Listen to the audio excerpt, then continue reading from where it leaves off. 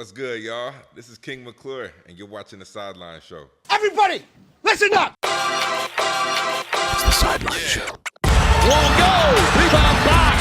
Back out to Allen! His three-pointer! Bang! Everybody's ready to go! He's ready to go! I'm ready to go! And you're ready to go! Introducing now the host of The Sideline Show, Jackson Prince.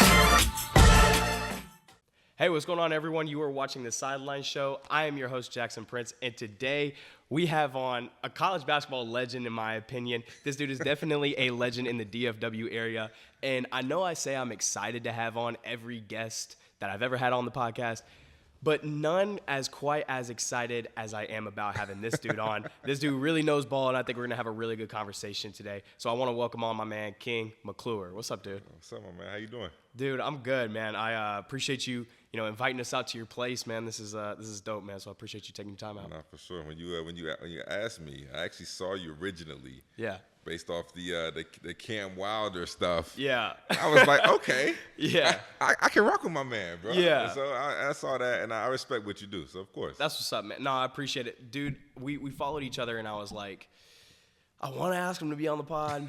I know he's a busy dude. Let me just shoot him a text and just see. Yeah. And that's how 90% of my reach outs go. Yeah. But I felt a type of way about asking you to be on because the first time I actually saw you, you were playing. You were in high school and you were playing at AAA, which I think was Trinity Basin. Yeah. Trinity Basin now, dude. You were playing against that loaded prime prep team with T. Ferg and Mark and all those guys. Because that's who I hung around. I was in 5th grade. I was working out with those dudes every day. Yeah. So it was Coach Ray, he had told me that they were playing. He was like, yeah, man, we playing. They say he's the best point guard in the city, yada, yada. You gotta come out and watch this game. I was like, all right, cool. So me and my pops pulled up, and yeah, dude, I was just like, man, no, dude can ball, but that prime prep team was crazy. The prime prep team was loaded. It was Moutier, Mark Vital, T. Ferg.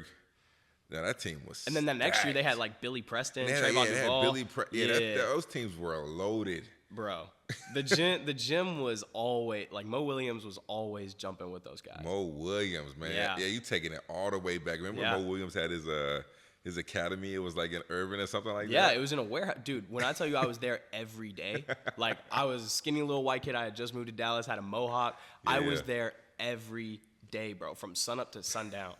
That was the spot, man. Man, those were the good old days. I remember Mo used to invite me to a few of his runs. And he was one of the first dudes who, first pros, who kind of took me under his belt and was like, hey, this is how you do this. And I wasn't even one of his kids. He just was like, hey, you got a lot of talent. You have a good future. Let me show you the ropes a little bit. But Mo was a real one. And I got to do one of his games when he was at Jackson State. And then, Alabama. What is he? Alabama A&M? Alabama State? Yeah. Alabama State. Alabama State, because I know he's at Jackson State. Yeah, the reason I know that was because Juan Reyna went Yes. So he was at Alabama State. I did one of his games at Alabama State, and I did one of his games at Jackson State. Actually, I did 2 of his games. Yeah. And it was cool to catch up, kind of like a surreal moment. But shout out to Mo Williams. He was a real one. Dude, what? In the Dallas area, I feel like if you could really hoop, you had some type of connect, whether it was Truth or whatever the AAU team was, and then Mo Will, and then RM5. That whole era right there was pure Dallas basketball. Bro, his AAU team with Malik Newman and Moutier in the backcourt was absolutely stupid. Bro, so I was living in the Valley at the time. I was in McAllen. And I remember my trainer, Jesse Pistacacci, he played. My guy. Yeah. My former AAU teammate. Dog, he was my trainer. He was in high school. Wow. He was just working me out. And he was like, bro, if you ever want to be anything in basketball, you got to come to Dallas. So I was like, all right, bet. He's like, I'm going to take you up there, show you who I'm playing with, and whatever. Dog, the first ever time I seen a Dallas guy touch a basketball, it was T. Ferg, standing windmill. I was like, I ain't got a chance, bro. Oh man, yeah, dude. So shout out to Jesse, man. That was my. I played with him with the Texas Titans. Yeah. So we played together for two-ish years. He ended up leaving, but y'all two, Mickey Mitchell was on that team. Mickey Mitchell, Tyler Davis, DJ Hogue. Yeah. Y'all were crazy, man. So Jamambo, who actually was the starting running back at UCLA with my man Josh. What's his name in the NFL? I'm losing it, yeah. What is my man's name? Jared Goff. Yeah. Jared Goff. So I mean, yeah, he was a multi-sport athlete. He was crazy, dog. We had the Jerry Baptiste went to Vanderbilt. Even Damian Jones played with us a little bit, but he toggled between us and like the 2013 team. Yeah. With Julius Randle and Matt Jones and those guys. Yeah.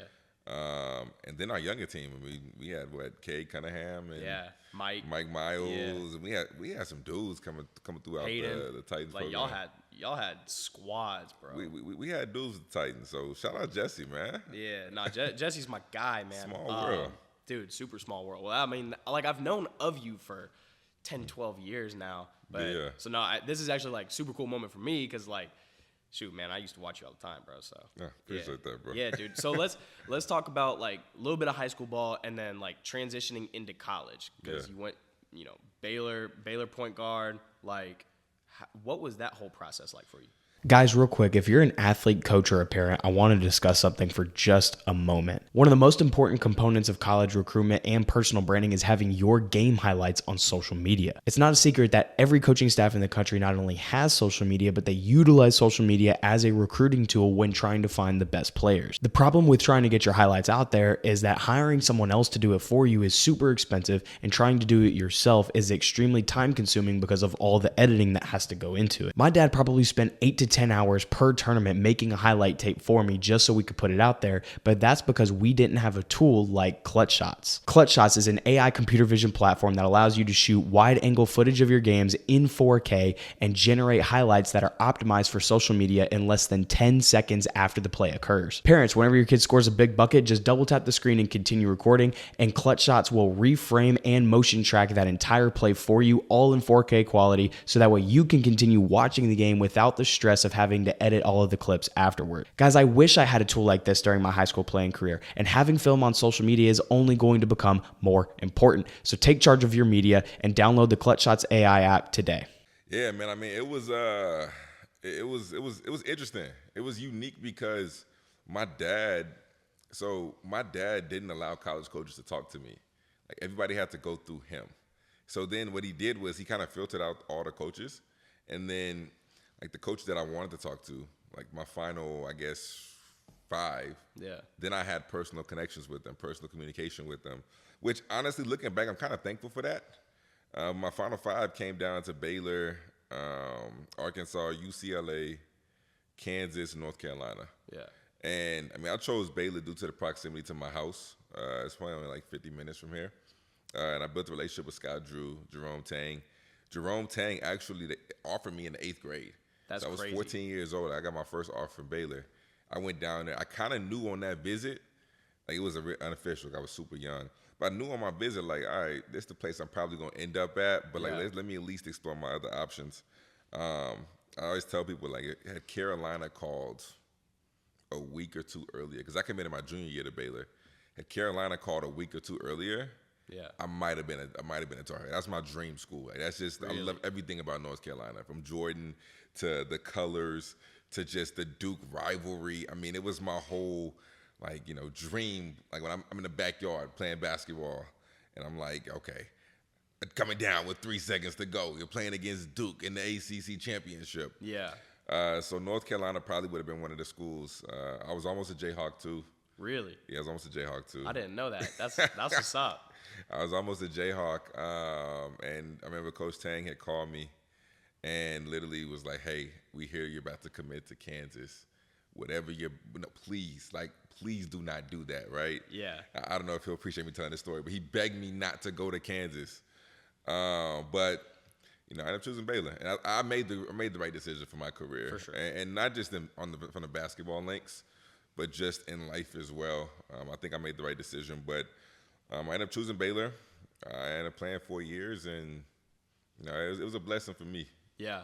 Dude, I got to ask you, because I've always wondered this with like guys who didn't really get to experience it. You think you would have killed an NIL? Dude, I'm just sitting here. I'm like, all right, you were one of the top recruits in the country. You're going to Baylor. Like, y'all were cold. Like, you personable dude. I imagine that you would have cleaned up pretty well, huh? Listen, don't even get me started on this front, bro. Because this makes me sick. And some of the numbers that I've been hearing lately, since I'm still in this, are absolutely ridiculous. So then when you put these guys' numbers, like as far as the amounts of money, and you compare their stats to my stats, and my stats are better than their stats, I should be making more, the same amount, if not more, than some of these dudes are making. Like, you got dudes out here making millions of dollars that don't average more than 10 points a game. Yeah. I mean, it's not to I think players should always get paid. So let's start there. Players should get paid.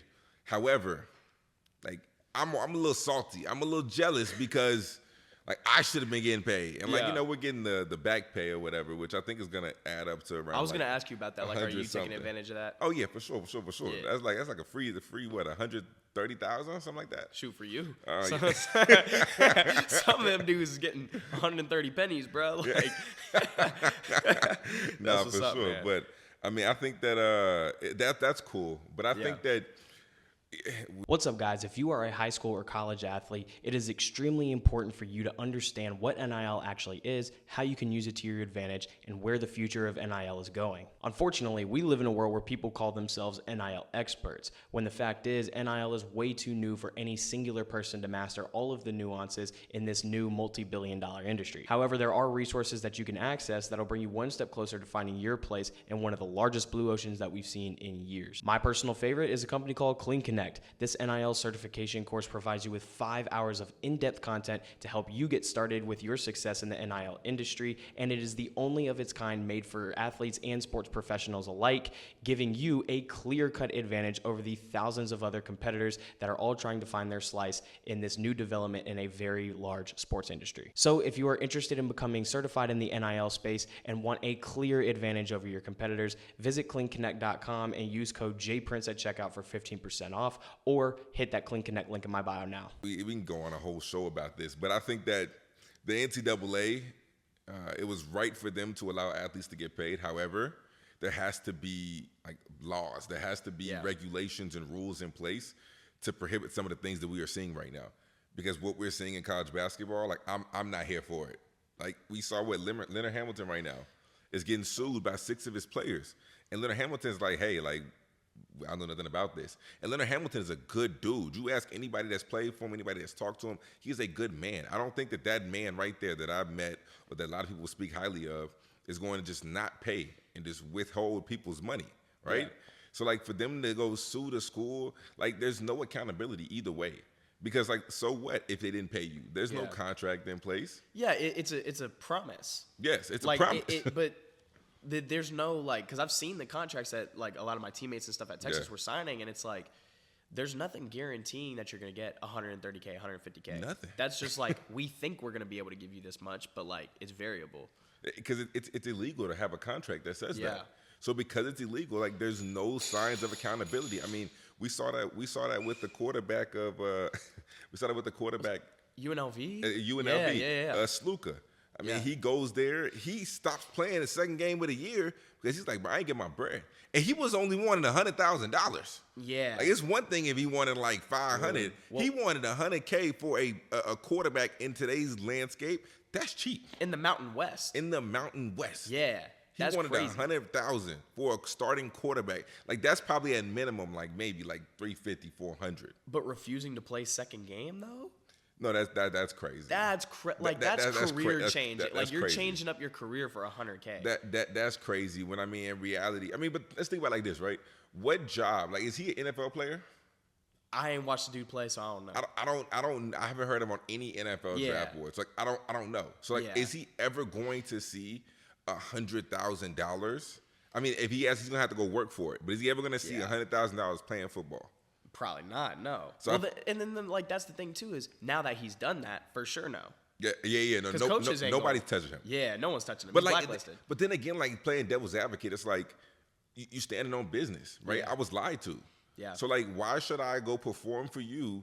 So go perform for a school that enticed me to get here, but ended up lying to me. Yeah. That didn't have my best interest at heart. So, like, I see both sides of the story. Like, even if I was a coach, I'd still have a little bit of interest. 'Cause I'm like, all right, you stood on business, right? Yeah. And they kind of played in your face a little bit. For sure. But, I mean, you're right. Like, I probably wouldn't have made the move. I mean, trust, bro. I'm on the side of the athlete almost always. Yes.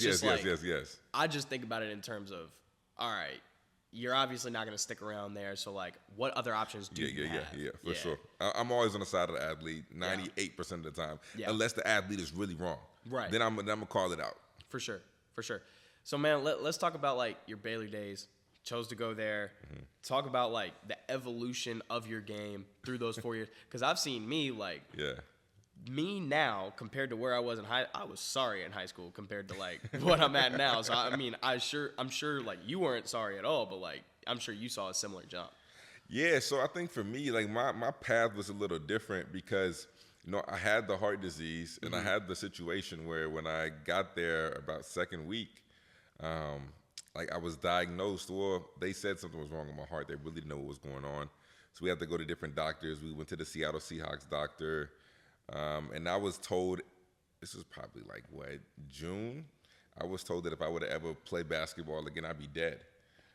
So, I mean, that happened. We get a second opinion. We go to a doctor because of Monty Williams, who was the coach at Phoenix and then was the coach of Detroit, who got that crazy buyout in Detroit. Man. But he has the same heart disease as me. My high school coach, Tim Singleton at AAA, introduced me to Monty. And Monty put me on with his doctor. So then we flew out there to go see his doctor. His doctor told me the same exact thing that the first doctor said. Like, I'm surprised you're still alive. And if you play basketball, if you continue to play basketball, you're probably going to die. And I'm like, dang, yo, it's my dream, right? Yeah. So then we go get a third opinion at the Mayo Clinic, which is, if you know anything about like medicine, it's one of the biggest hospitals in the world, arguably the biggest for cardiology. And he said, I have good news and bad news. The good news was I could play. The bad news was I had to get a heart surgery. I had to get an internal cardiac defibrillator placed inside my body to ensure that if anything were to go south, if I were to, collapse on the court, kind of like similar to what happened to Bronny. Yeah. If something were to collapse, if I were to collapse, then it would bring me back to life. So mind you, like college basketball, as a freshman, June to August is a huge pivotal time. Yeah. Because you are learning the college game. You're learning the speed of the game, trying to adjust to your teammates, learning the sets, learning the plays. Yo, I ain't getting any of that. So like from June, the time I stepped on campus, I didn't touch a basketball and get on court with my teammates until October 1st. So I imagine like the way you found out initially was like, they ran you through all of the tests that you have to do when you get down there? Yeah. So Isaiah Austin, shout out to Isaiah Austin. He went through his whole thing, got drafted, and then on draft night they found out, or the day before the draft, they found out about his more fans. And Coach Drew, ever since then, was like, hey, we never want that to happen again to any of our players. So every freshman will get screened. So echocardiograms, EKGs, first week. And mine came back abnormal. So I didn't get that whole summer to practice. So, and mind you, like, I was getting fat. They told me I couldn't work out at all. Like, I couldn't do anything because they didn't know what was going on. They didn't know the severity of my heart disease. So from June to October 1st, I didn't do anything. So my first day of official practice was October 1st. That was the first day of official practice. Yeah. So that's when, like, we start getting into the grind. You got that month and a half grind before the season starts where it's just 4 or 5 hour practices. And you're up at the gym for about 7-8 hours a day. That was my introduction to college basketball. So the reason why I say all this is because the only thing that I could do in that moment was shoot the basketball. Mm-hmm. I couldn't dribble because I didn't understand the speed of the game. I understand making quick decisions. I understand coming off a pick and roll and making the right read, locating the tag. I don't understand any of this. So all I could do was catch that thing and shoot and let it fly and knock it down consistently. So I kind of got thrown into a label really quickly at Baylor of just being known as a shooter. So when you talk about like how my game kind of progressed, so like my game in high school was more of a scorer, on-ball guy. Well, in college, because when I got back, and then I don't know why I didn't redshirt, but I got rushed back. I had a month and a half to play my first college game against Stephen F. Austin. That was the year Stephen F. Austin made it to the Elite Eight. And they actually, we beat them by like 40 though, first game. It was crazy. Yeah. We beat them by we smacked them. And I actually played like every single game my freshman year, and I had no business playing. Yeah. But I had played every single game my freshman year because Coach Drew was like, hey, we recruited you to play. We need you to play. But Coach Drew, I mean, going into it, he kind of expected me like, hey, you got a chance to be a pro. So, like, I don't know how long I'm going to have you here, but you have a chance to be a pro. But then the things kind of changed once I had the heart disease and they found out about everything. But my game kind of changed a little bit because I was known more as a shooter. And Coach Drew, put me as more of like a shooter than anything else. But, I'm glad I went to Baylor because if I didn't go to Baylor, then, I would never find out about my heart disease and, Lord knows where I would have been.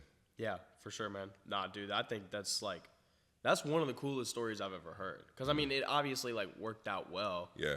In the long term, I mean, shoot, we get to have this conversation because they caught it. You know what I'm saying? So, 100%. What were some of, your big college moments, hoop-wise? I mean, you played in so many big games. I know you can't narrow it down, but, if you had to. I think the game my sophomore year, we were playing Louisville in the Battle for Atlantis. I remember I started off that year horrible. My sophomore year, I was in that sophomore slump. I'm talking about I was playing maybe 6 minutes a game. Yeah. And I was bad. I was really bad. I couldn't make a shot. I couldn't do anything right. Then we go to the Battle for Atlantis, which is around Thanksgiving. So we're probably about 6 games in. First game played VCU. Second game played Michigan State with Miles Bridges. Yeah. Third game, championship game, we played Louisville, Donovan Mitchell. So first game, I played 6 minutes, horrible. Second game, same thing, probably about 8 minutes, not great. Last game, before the game, Coach Drew comes to me. This is the weirdest thing ever. He comes to me and was like, "Hey, King, I have a feeling you about to have a crazy game." And I'm like, "Man, stop talking to me, man. You ain't even putting me in the game like that, right?" Yeah. So I get to the first half. I played 4 minutes. I can't make a shot. I'm on the bench for the rest of the half. At halftime, we're down by 20. Coach Drew was like, "Man, listen, we got to just do something. We got to try something." So he just throws me in there in the second half. All of a sudden, I scored 1 bucket. I scored 2 buckets. Now I scored 3 buckets, right? And now we're slowly climbing back. He leads me in the game for the rest of the game. I ended up having 18 in the second half. We won the championship. We was down by 20, won the championship. That was one of my first, actually, let's backtrack. My biggest game, my freshman year, was against Buddy Hield at OU. Buddy Hield at OU, I think I had 20. We were down by similar situation, right? I'm the guy, right? That when we're down by 20 at half, let's put in King. Let's see if he can do something. Let's see if he can do something, right? So my freshman year, Buddy Hield, that team was crazy. Buddy Hield, what is the kid from? What's the dude name? Isaiah? What's my man's name? Oh my goodness, he was so good. I completely forgot my name. Yeah, forgot his name. And then the point guard, Jordan. That team was crazy. That team was at the Final Four. I forgot their names, but that team was at the Final Four. But we were down by 20. Came in the game. I think I scored 20. And then we didn't win that game, but we came back, took the lead for a quick second. Then Buddy Hitler might have hit a crazy shot or something. I got my first college dunk in that game. I got a steal and threw it down off the right leg. And then my second year, the game against Louisville. My third year, it was the game against Creighton. Yeah. The game against Creighton, Marcus Foster. That was a really big game too. My senior year, I had a few big games my senior year, but Oklahoma State was probably one of my biggest games, probably one of my best games ever. I think I had 29, hit seven threes in the game. 7 threes in the game. My senior year was the closest to me. I finally got back to having fun playing basketball, and it was actually, me playing, the dude who was in high school. That was the closest thing to playing. But those are probably going to the Sweet 16. We played USC to get to the Sweet 16. I had 16. I had a lot of big games in college. Yeah. I did. No, when I asked you that question, that's why I was I don't even know if he's going to be able to give me an answer. Because not a lot of dudes get to get decent minutes all 4 years. Yeah. I mean, that's a common problem. Well, not a problem, but that's a common thing that we're starting to see now. Is I'm sure you can attest to this too. Is freshmen don't really get minutes. Yeah. So you don't really get to fill out your role until maybe junior, senior year. Yeah, it's crazy because when you look at this year's freshman class, I don't know if we've seen a freshman class like this in a very long time. Because, like, I can name the top guys. We can name the Ace Baileys, the Dylan Harpers, the Cooper Flaggs, or, I don't know, Trey Johnson. We can name B.J. Edgecombe. We can name those guys, right? But let's name the guys, you know, the Asa Newells, the Jeremiah Fears, Tahad Pettifords. Yeah. Like, these are guys who weren't necessarily top 25, top 30 guys. These guys weren't McDonald's All-Americans. However, Asa Newell should have been a McDonald's yeah, Asa Newell probably should have. He should have been. But these guys weren't. But I mean, the Igor Denhams, the Cannon Catchings, right? Yeah. These guys are stepping in and dominating on a college level, which, you know, we really haven't seen. Like the LeBaron Philon from Alabama. These guys can play, but they weren't getting the same hype. This freshman class is probably a smooth, I don't know, 25, 30 deep of dudes who are averaging over, 10 points a game, which is hard. Like Jason Sanan from Arizona State, another one. Like Jaden Quaintance. Yeah. I mean, these are guys, I can just rattle them off, dudes who are producing at a young level. And like, to your point, in the past few years, we haven't seen this. Yeah. And this year is a rarity in what we're seeing in college basketball. Why do you think that is? Is it just now that we're seeing a rise in freshmen actually playing?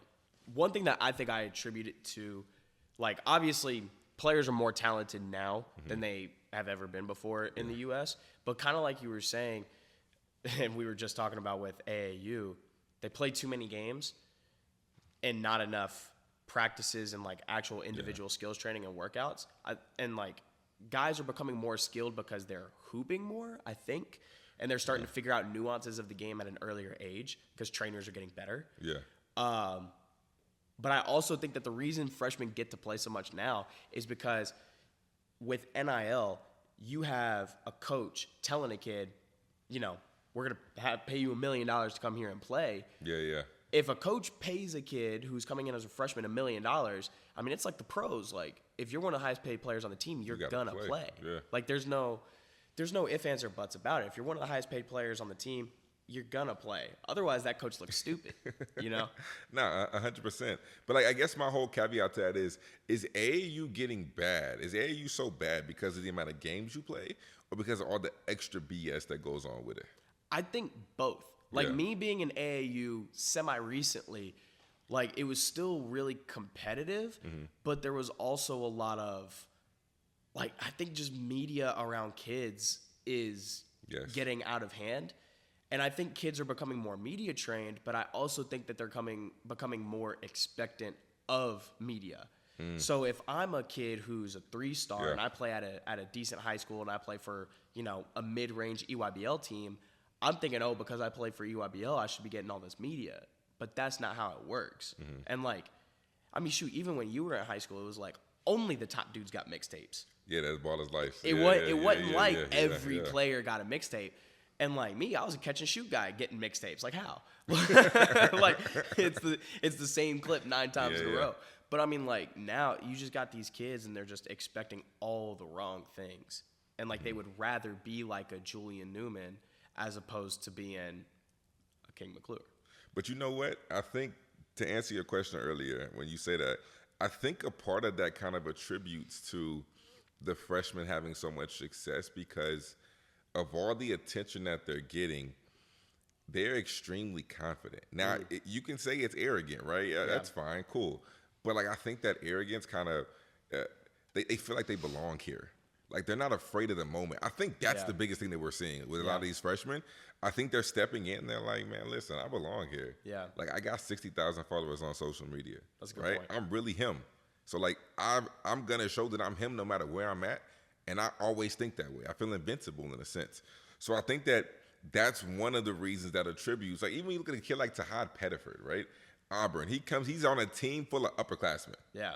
But he comes in the game and you feel like, oh, yeah, you took that shot when you got Janai Broom, like, over here in the post, potential player of the year candidate. You look him off and shoot that tray. Like, it's one of those things where you can just tell the confidence that he has. And also, like, if I know I got 65,000 followers on social media, my bank account also says 500,000 because NIL. Oh, I'm him. Yeah. I belong here. That's true. That's a really good point that I haven't thought of. Do you think that's only, like, Well, I think two things. One, I think it's because they're taking more time to like choose their school. Like you see kids committing a lot later now, on average at least. Like the top, I mean, they got all these options; they can go wherever. But I think like that 30 to 80 ESPN 100 range, I think they're taking a little bit more time to commit to schools now. So they're choosing like Asa Newell. I mean, like yes, he's a Georgia kid, but like him committing to Georgia, and I was with him on his visit to Texas, and we talked about it because I told him like. I know that Texas is not your number one. Like, you ain't got to tell me, like, oh, I'm really about to come. Like, no, don't lie to me, bro. Like, really, where are you thinking? And he's like, man, I'm really thinking Georgia because I think I'm just going to get more opportunity there. Now, I didn't tell him one way or another. I was being a good host on behalf of Texas. But, like, do your thing. I think that's what you have to do if you're a freshman, because I think that when you look at the transfer portal, that's the scary part. The scary part is if you're a senior going into college and I commit, right, that whole summer, like we kind of got to wait a little bit. I want to see who's going to leave. I want to see who my coaches are going to go bring in. Because if I come in and all of a sudden my coach doesn't think I'm good enough and he goes and recruits a senior point guard that's going to play over me, like even like a guy like Rob Wright, like Rob Wright at Baylor, Rob Wright is elite. Yeah, he's elite. But he's coming off the bench playing behind Jeremy Roach, a senior veteran point guard. And now granted, right, they make it work because, you know, Jeremy plays about 25, 30 minutes a game. Rob also can, like, they can play in bunches together. But that's not the case for a lot of schools, a lot of programs. If you got a dude like Jeremy Roach and you paying him however much you paying him, and then you bring in a high-level point guard, well, he's going to have to sit the bench and learn for a year. For sure. And what kid nowadays wants to learn for a year when I can just go play somewhere else and get my money, you know what I'm saying? Yeah. So I think that it kind of makes it interesting, you know, when you talk about that. Yeah. Dude, I don't know, man. I see it, and it's like I love watching these dudes hoop. I like watching young guys cook because I just think it's a lot of fun. Like, they bring a different energy to the game. Like, Rob Wright plays with a different energy than Jeremy Roach does. Yeah, I mean, for sure. it's just a visual thing. I mean, shoot, man, I just love watching college basketball, man. Like, that's what it comes down to. I mean, I'm sure you feel the same way, but I think in a lot of ways, and I know this is kind of a hot topic because of NBA ratings going down, do you enjoy watching college more than the league? Yeah, I do. Primarily because it's my job. Like, I'm just a huge fan of basketball. I love basketball in general. Yeah. So I watch WNBA. I watch women's college basketball. I watch NBA. But I think for me more so, you feel a different energy in college than you do the NBA. Yeah. And it's not to say I hate this other narrative that we build that say NBA players don't play hard. I just think they're so talented they make the game look easy. Yeah. So it kind of looks like they're not trying, right? So I don't think that they're not necessarily playing hard. Like, are they playing, 100 miles an hour every single game, giving 100% effort, 82 games out of the year? Probably not. You probably can't. You do can't. that. Like, yeah, unless you're Russell you. Westbrook, right, Yeah. or LeBron, like, you can't do that. So, like, I don't like the narrative that we talk about NBA, talking about it's only competitive in the playoffs. No, it's just, for me, it's a different energy. Like, I think it means more, like, when you go watch a game at Kansas playing Allen Fieldhouse compared to going to watch a Lakers game. Like, the energy's different, right? It's a 17,000 passionate fans that love their team, that bleed red and blue, compared to Celebrity Row with, like, yeah, you got some Lakers fans, but it's not the same energy. And that's not, like, crapping on the Lakers fan base, nothing like that. Just college fan bases are so passionate about their schools that it just brings a different energy. And I love the energy that college basketball brings. So, yeah, I mean, the NBA ratings are down, but the NBA's fine. They'll fix it. The NBA is fine. The only thing they need to fix is the freaking All-Star weekend. You got to fix that. You got to figure something out. You don't think that the pickup strategy is going to work?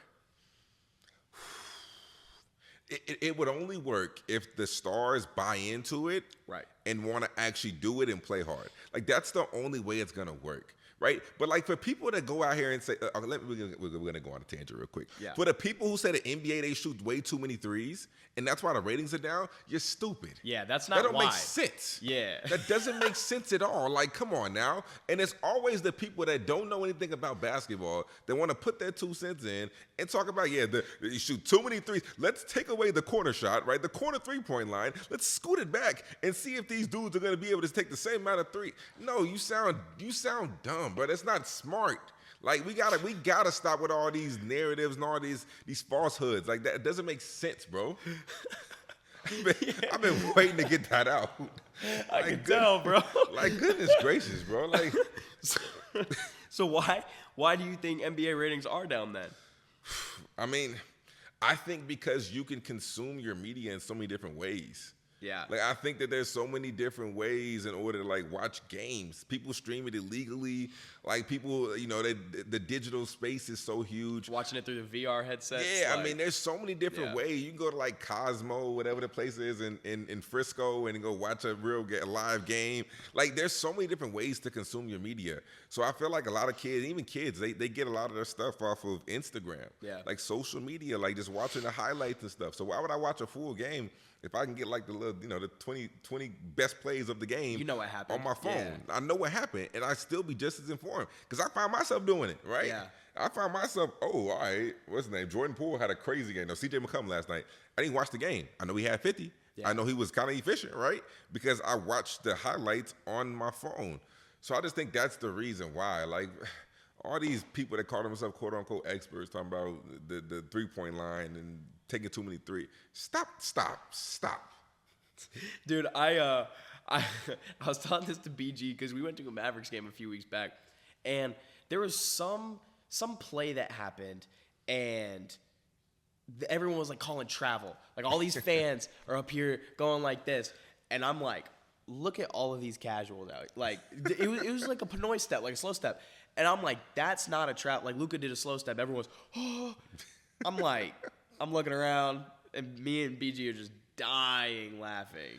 Man, the casual fan, I mean, like, no shade to the casual fan. We got a casual fan, right? Yeah. But, yeah, when it comes to rules, when it comes to, like, it's almost like me in football, right? Yeah. Like, when I watch the college football playoffs, and I'm over here talking about that's targeting, which I think it was targeting, right? Yeah. In the Texas-Arizona State game. Yeah. Like, I'm just a casual. I don't really know what I'm talking about, right? Like, I don't know the rule. That's why I don't say anything, bro. I'll just be sitting here like I don't know what's going on, man. Yeah, I don't know the rule, but like that's how I feel when it comes to basketball. Like Yeah. certain people like give their opinions on the game, but have never laced up a jersey or laced up their shoes and put on a jersey on any level. Yeah. Like not even high school, right? Yeah. So like it's like almost as if like why do we listen to your opinion?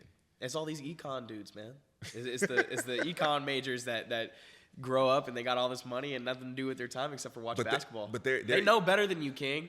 Look, listen, they're elite at talking. They're elite at talking. They understand, like, I don't know. I guess they understand the nuances, right? Yeah. But like, I just feel like sometimes we just get carried away, and like, if you ain't put on a jersey, like, it's one of those things. I don't know if I really want to like listen to you and what you got to say about. So let me ask you this, because this is your profession, right? Yeah, it's talking about hoops. So like, do you feel like that about? I don't want to say your coworkers, but other people in your space? I mean, I think that there are a lot of clickbait people in the space for sure. Yeah. Like, I think that there are a lot of people who say things for clickbait. And like, whatever your style is your style. And like, I'm not saying that way is wrong or right. Like me, I'm not a clickbait person. I'm more of like, I see what I see and I'm gonna call it like I see it. But there are some people who they like the fluff. They want the ratings. They want that. And that's cool, right? Yeah. And I respect that. Because you know what? Those people are great at what they do. Yeah. Like the Stephen A's, right? Like, I guess everybody talks about Stephen A. Stephen A is elite at what he does. Yeah. Like, for him to be on top for what, like 10, 15, 20 years? For him to be so powerful in the space to where, you can demand $25 million and the company probably is going to have to pay you? And that might be underpaid? Yeah, and that might be underpaid for sure. Like, Stephen A is elite. Like, Stephen A is one of the best. And like, you know what? I talked about people that not put on jerseys. Like, I think he put on a jersey like once. But he's one of the few people who I say, right, despite you putting on a jersey, despite you not having to put on a jersey, I'll listen to you. Yeah. Because he is so well informed as far as he might say a few things for clickbait, but he does his research and he does his prep. I got a chance to shadow him and Molly at First Take when I was in New York. And to see how prepared he is, like to see how locked in he is, to see his connections, to like see how good he is at his job was something I've never seen before. Yeah. And like, I think some things he says is clickbait for sure. But I think the whole Kim and the Cowboys thing, I think that's like really clickbait. I think that's very clickbaitish. I don't think he hates the Cowboys that much. I think that's super clickbaitish. But I think that when he talks about basketball and stuff like that, like I think that those are his informed opinions for sure. Like there's some other people on the internet, which I'm not gonna say. They don't work for ESPN, right? I think I know like one dude. They don't work for ESPN, right? Right. But there are some people out there that do things for clickbait, and you're kind of like, all right, man, like come on now, right? But I would say that ESPN, even Pat McAfee does a really great job. Yeah. Pat McAfee does a really good job of, he's just always him. He's entertaining as hell, too. And I respect that because, like, he never switches up for anybody. Like, to do what he did, like, imagine having built a brand so big to where, like, ESPN is coming to buy your brand. And you say, that's cool, but we're going to do it my way. I'm still going to my tank tops. I'm still going to do it how I want to do it. Right? You built your brand and your empire so big that a company like ESPN is coming to pay you to have your platform on their show. Yeah. Like, I mean, like, things like that, like, we talk about these people, but, like, they're so influential and so powerful within a space that, like, I feel like we, like, undervalue, like, what they really bring to the table. But I mean, I think there are some people out there that do some clickbait stuff for sure. Like, clickbait material is a real thing, especially in this space. Well, man, like, the way I see it, and I'm on both sides of it because I want truthful, honest, and real conversations from really informed people. But I'm also a social media guy, man. Like, I've done some clickbait type things before, for sure. Yeah. But I am more on the side of, like, let's give real information from real people who actually, like, have been there. So how did you get involved in ESPN? Yeah, it's a great story. When I was a senior, going into my senior year, we had like 8 newcomers. So Davion Mitchell, Maceo Teague, Jared Butler, Matthew Meyer, like all these guys were new to the team. And it was only like maybe like 3 or 4 returners. So our SID, the Mitch McConnell of Baylor. Shout out to Mitch McConnell. I don't know how you feel about him, but I like him. He's a really cool guy. Yeah. I ain't never met him, so. Oh, really? Nah. Oh, he's a really cool dude. Yeah. Shout out to Mitch. But he basically was like, hey, you want to do these interviews? And I was like, sure.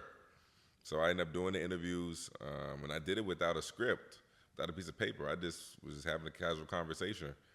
And the SID afterwards was like, hey, you're pretty good at this. Maybe you should consider, media. And I was like, no. Because, I mean, think about it. What dude do you know that was on ESPN that looked like me? Like, nobody. Brandon Copeland, off and on.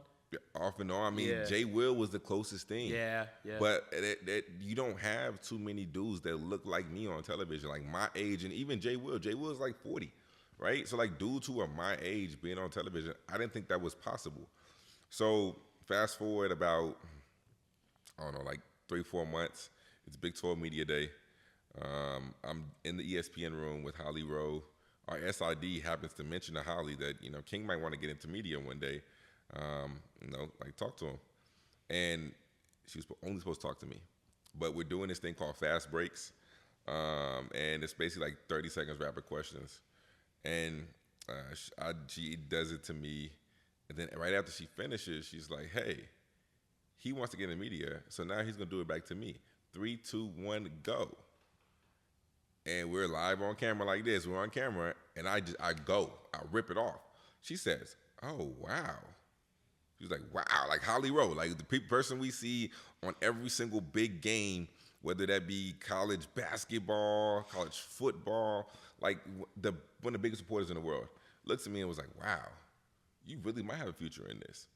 And I was like, okay. Holly Rowe said that. Fast forward about 2 months. Baylor's playing UConn, women.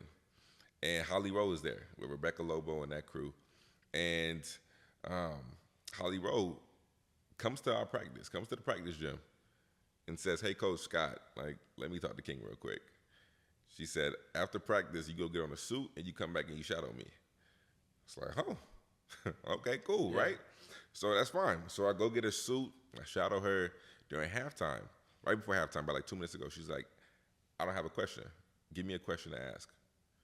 I said, "What you mean?" She was like, "Give me a question to ask right now during the segment." I was like, okay. So I gave her a question to ask. Uses that exact question and goes and asks, I think Kim Moki or somebody, or Gino. And I was like, okay, cool. Amazing experience.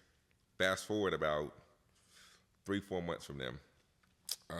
There's this at the Final Four. There's a 3-on-3 tournament for all the seniors. I was playing in it, and one of my mentors, Clark Kellogg, he's out there with Ernie, with Charles Barkley, with Kenny, and I hit him up and was like, "Hey, man, like I'm contemplating getting in the media.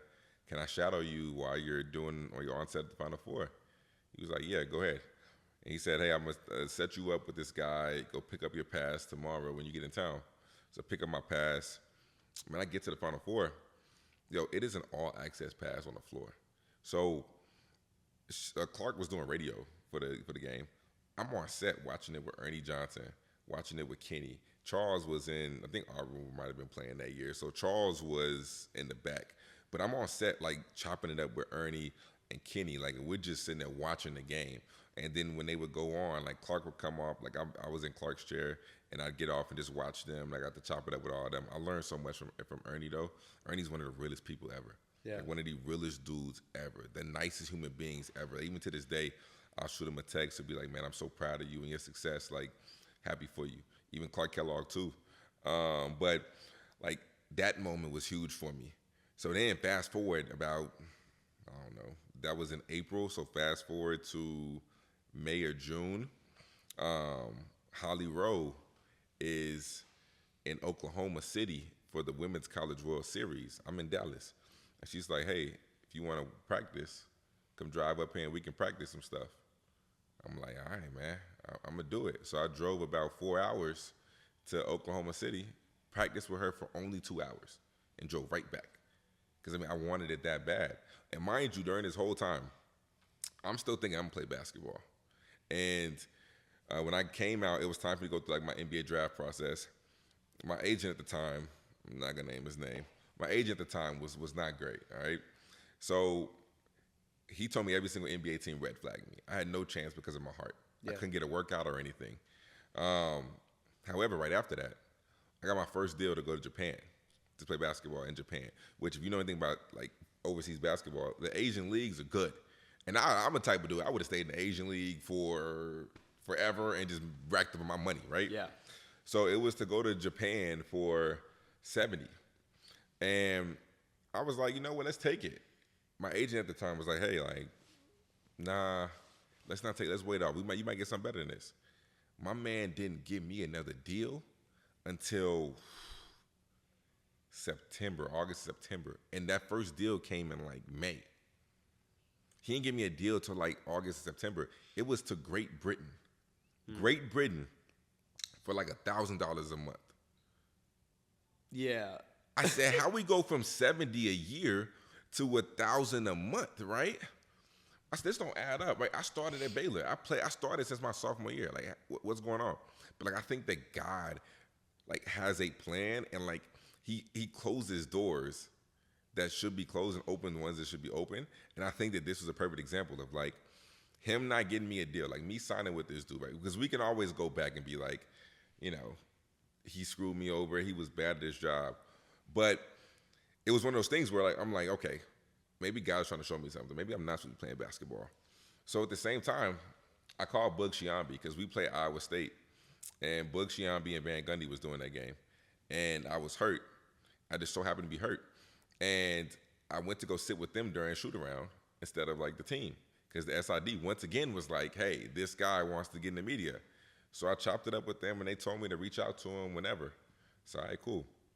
So I ended up texting him around, like, May, June. And I ain't think nothing of it. I was just like, hey, I don't think I'll be playing basketball that much longer. Just wanted to see what I had to do in order to get on the ESPN. And Bug Giambi hits me back, because I also text Holly too and tell her the same thing. And Bug hits me back and was like, all right, I'm going to connect you with the head guy over college basketball at ESPN, and he'll give you a call. Man, the man calls me, right? He calls me in the next week. And this is June. This is June or July. This is end of June. And he calls me, and he's like, hey, I want to get you out for an audition. And I was like, okay, cool. Like, we can do that. Well, he asked if I had a reel. It's like you have a basketball reel, like you have a TV reel. I said, no. He said, well, all right, we need something. So I had to do a makeshift reel of me interviewing Coach Drew, interviewing some of my teammates, and then the stuff we took from that past summer when I did all those recordings. So we sent it to them. They set up my audition date. I actually missed my first audition date, which is crazy, because I didn't have my voicemail set up.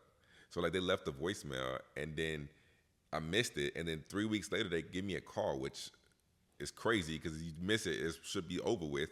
They give me a call, and he's like, hey, I thought you was interested. I was like, yo, I am. Like, I've been waiting to hear back from you. He's like, well, we left a voicemail. I was like, I swear I didn't get it. I promise I didn't get it. They gave me a second shot. I go out there, I do my audition, and what's interesting is so we did an audition for games and then an audition for studio. So I did two separate auditions. My audition for studio, I actually messed up, like really, really bad. I'm talking about like it was one of those things where we were, like me and you were talking, and I was middle of my my sentence, and I froze. It was like,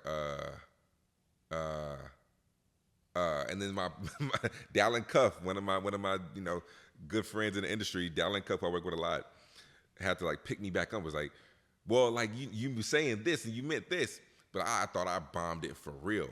So I leave that audition. This is like early July, either end of June or early July. I don't hear back from these people until end of September. Bro, it's 2.5, 3 months. I don't hear back from these people from ESPN. And I'm like, man, I don't know what I'm going to do. But mind you, right, I already told too many people this story.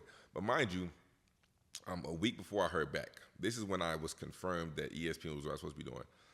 I got a call from the Rockets. I got a call from Houston Rockets, their G League team. And the dude calls me, and he's like, what are you doing now? And I was like, man, absolutely nothing. He was like, well, we're having a workout on Saturday. We want you to come. This was like a Monday. He was like, we want you to come to our workout on Saturday. If you perform well, you can make it to our G League training camp and then try to work your way up. So in my mind, this is my last chance with basketball. So I'm like, all right, I got to go do this. I'm training all week. I'm working hard, man. I'm grinding, doing all of that.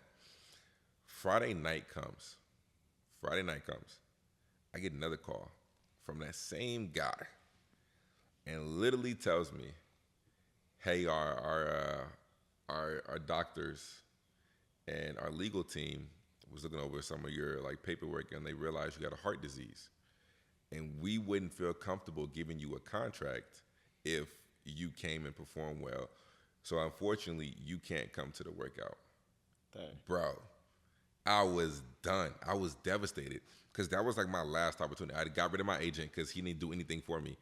And I, was thinking that this was my shot. Like, this was my chance to work my way up. Man, listen, I was devastated, bro. Like, you talk about, like, just, getting recruited by all these high-level schools, being a 4-star basketball player, like, going through everything I went through, just to be told one more time. I've been told no so many times in my life. Just to be told no for this very last time when I'm thinking, like, you know what, this is my chance. God gave me this chance. Psych, right?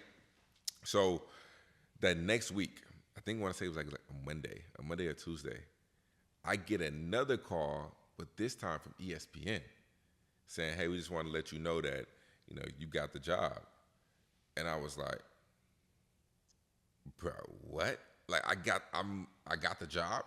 But when I tell you, I instantly started crying, bro. Yeah. Like, the emotion of, being told no so many times, then finally being told yes, because I was the youngest person they ever hired in my position. Wow. Like, there's never been a guy my age. And what were you hired for? Like, to be analyst. Analyst, got you. To be straight. My first game was Oklahoma State, Wichita State on ESPN-U. Wow. And mind you, bro, like, they don't train you for this. Yeah. Like, ESPN didn't train me. So walk me through, like, so you know that you're gonna talk about, you're the analyst for that game. Like, what does that process look like? Because obviously you got to watch tons of film, you got to have write-ups, you got to have notes. Like, what does that process look like? Yeah, so for everybody, it looks a little different. You got some people who prep a lot, some people who don't, and I'm in the means of being over prepared because we have this like 90% rule, which means you're gonna draw up like your whole boards. Your boards is like the sheet that you used before, and you're only gonna use 90% of it. I mean, you're not gonna use 90% of it. You're gonna use like 10%. So like that's probably, one of the reasons why some guys don't prep. So no shade to those guys. However, like my first game, Oklahoma State and Wichita State, I didn't really understand how to prep. Like, I didn't understand like what it took to be good. I was horrible, man. Like, and I made the mistake, you probably find this funny. I made the mistake of checking my social media during halftime. My first game ever. Bro. What happened? I was getting killed. I'm talking about dudes people were like, King Mcclure is trash. King Mcclure is terrible. Why did they hire this young dude? He is absolutely garbage. Get this man on my TV screen. Bro, and at the moment, I didn't know this came with a job. So I'm like 22. I'm like, listen, I tell my producer, hey, I can't finish this game. I'm done. He's like, well, if you leave, you're going to get fired, and you're under contract, so you can figure this out afterwards, but right now, you better lock in. Yeah. And I was like, all right, cool. So I locked in, did whatever. I mean, I'm used to it now. I'm used to the fans, but I didn't understand, like, what that really fully entailed, when I first was new to it, because once again, we don't get trained on it. So a typical game, I'm probably watching, man, I watch so much college basketball. It's like, typically I would watch 2 games, the past 2 games that they played. Because I want to know all your actions. I want to know all your sets. I want to know what you go to late in games if the game is close. I want to know what you come to after timeouts, how many times you switch defenses, who's your go-to guy. Like if you need a bucket and you're on a drought, who are you going to get the ball to? And then I go on Synergy and I watch every single player's possessions in the last like 3, 4, 5 games. Or if they had like a really big game where they scored 20, I want to watch every single time you touch the basketball. Like, how'd you get your buckets? How'd you get your points? So I'm probably spending a smooth, to prepare for one game, 8 hours, 7, 8 hours. Like, before y'all came, I was up since 8 a.m.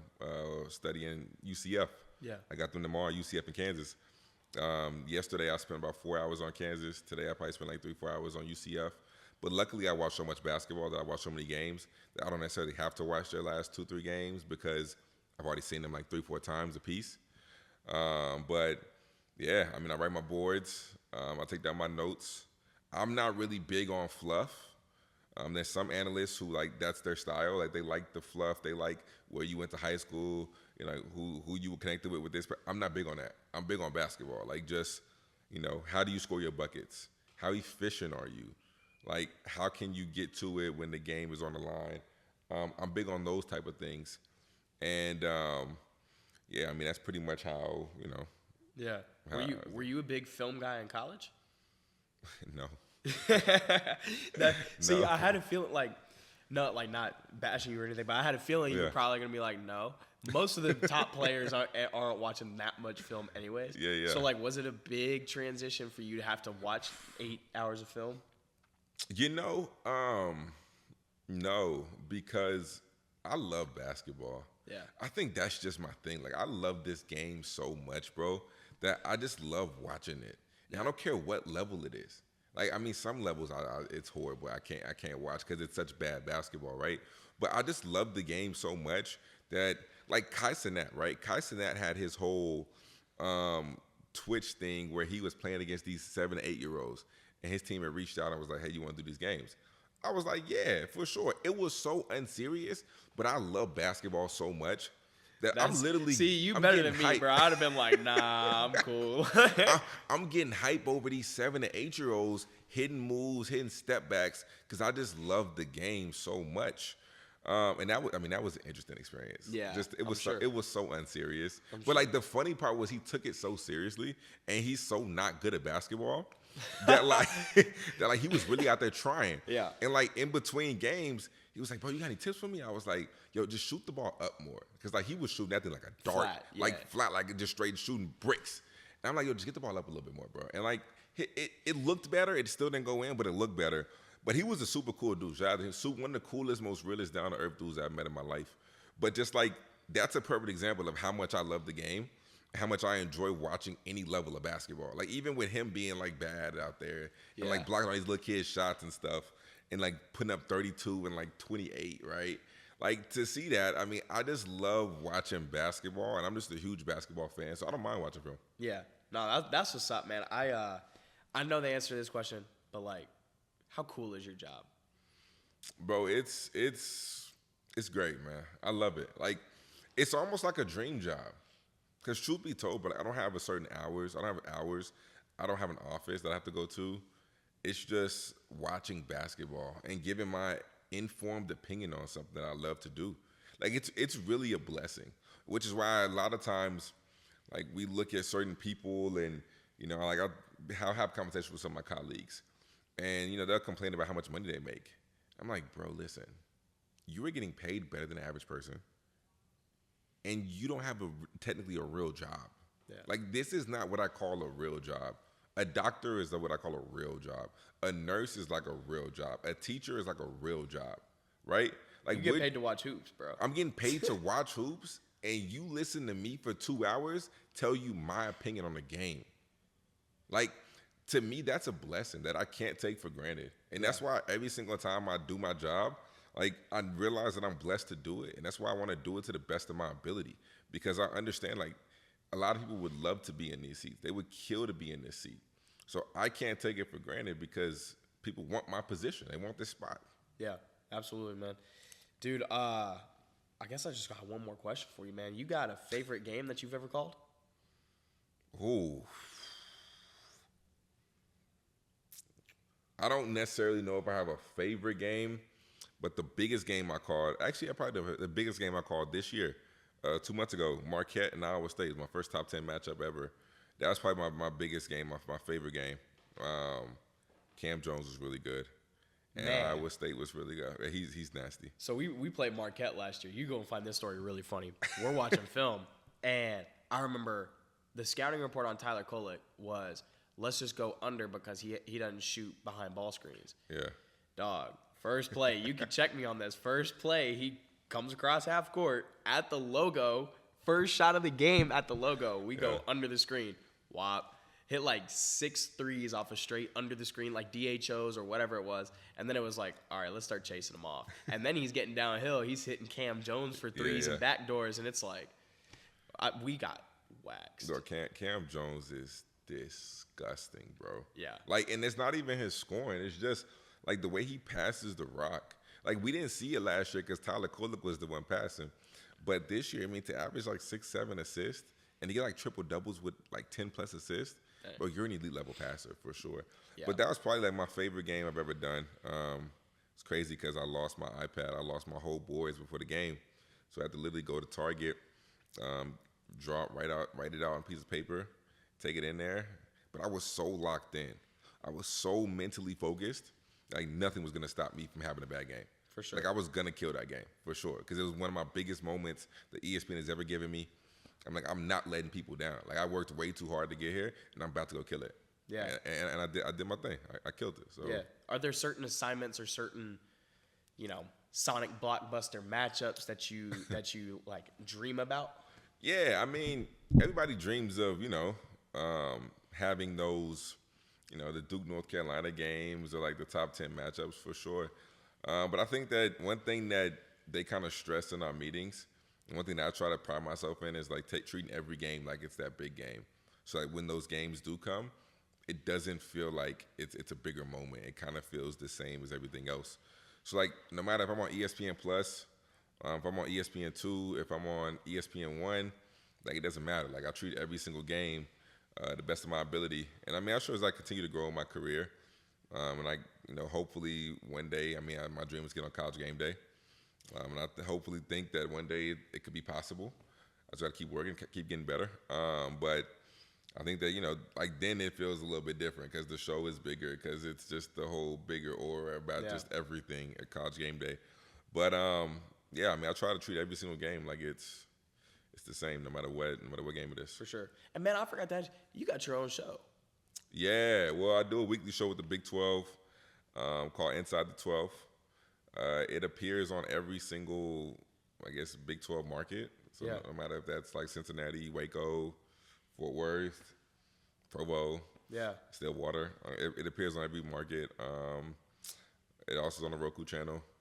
Then also I got my own show on YouTube, The OT with King Mcclure and Noah Bono. That's a weekly show too. So yeah, check it out. Yeah. So like, what is the premise of both of those shows? Yes, Inside the 12 is everything about the Big 12. So I was even talking college football last week. I was over there talking about Cam Scatterboo, how far he was in the game. I gotta go find that. I need to see you talk college football. Yeah, I was talking about Scatterboo and Levitt and how good they were. And then we talk everything: women's college basketball, men's college basketball, football, everything in the Big 12 centered. And then the OT is just literally everything with college basketball, sports in general. Yeah. Just giving my topics, giving my hot topics on that. So. For sure. Dude, and I gotta ask you one more thing, man. You played in the TBT last year. I did play in TBT. With Run DFW. Talk about the TBT and what that whole experience was like for you. Because I've watched that game like 6 times now, just because like that's part of my role here with Run DFW. But dude, just like talk about what the TBT was like. Man, TBT is a great experience. So that was my 3rd year being a part of it. Mm-hmm. 2 as a player. I played for Heartfire 1 year, and then I was the analyst for it the next year, and then I ended up playing for Run DFW this year. Bro, I wasn't even supposed to be on a team this year, bro. Like, let's talk about this, because I wasn't even supposed to be on the team.